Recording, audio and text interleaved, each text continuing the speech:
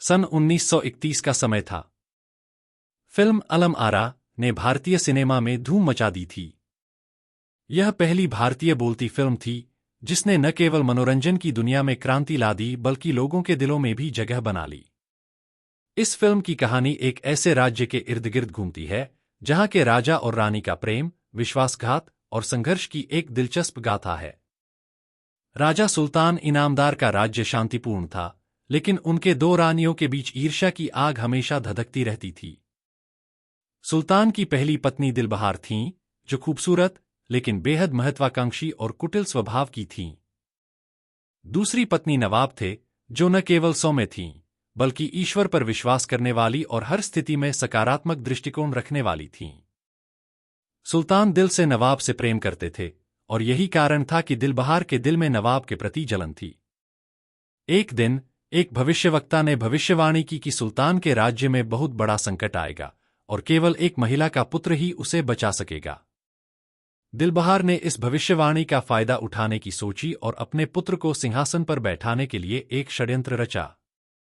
इसी बीच एक दिन नवाब को एक पुत्री का जन्म हुआ, जिसका नाम आरा रखा गया।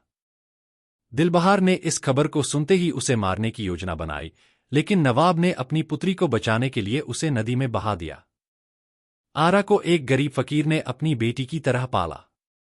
आरा बड़ी हुई और बहुत ही खूबसूरत और गुणी बनी। फकीर के घर में पली बड़ी आरा को एक दिन राजमहल में जाने का अवसर मिला। वह वहां पहुंची और उसकी सुंदरता ने सभी का ध्यान आकर्षित किया।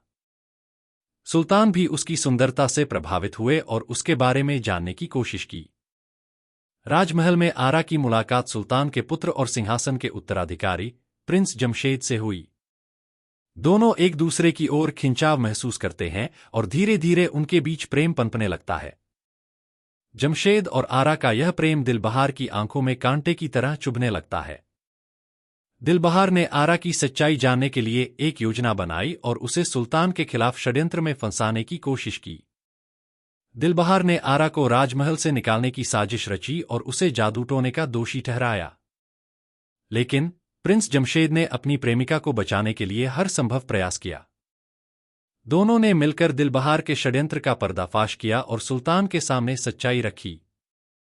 जब सुल्तान को आरा की सच्चाई का पता चला, तो उन्होंने उसे गले से लगा लिया और उसे अपनी पुत्री के रूप में स्वीकार कर लिया।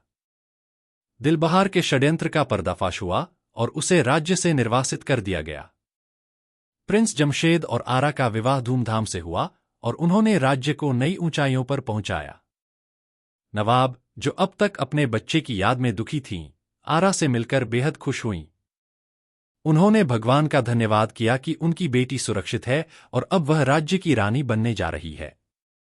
कहानी का अंत यही संदेश देता है कि सत्य हमेशा जीतता है और प्रेम तथा विश्वास का बल किसी भी षड्यंत्र को विफल कर सकता है।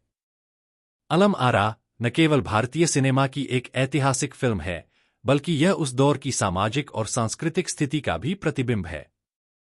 इस फिल्म ने न केवल मनोरंजन के क्षेत्र में नए मानदंड स्थापित किए, बल्कि यह भी साबित किया कि भारतीय सिनेमा में नायक नायिका के अलावा भी कई ऐसे पात्र हो सकते हैं जो कहानी को दिलचस्प बना सकते हैं।